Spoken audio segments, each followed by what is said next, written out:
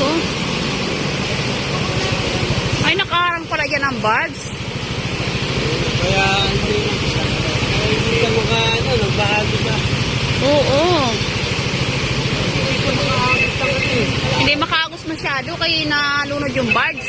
Nakamalap na ako. Hindi nalunod yan. Ay, silang.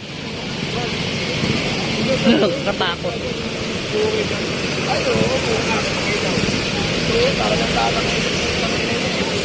Pero kung hindi yan nalunod yan, oo, hindi magbabara yan. Ang tubig tuloy-tuloy.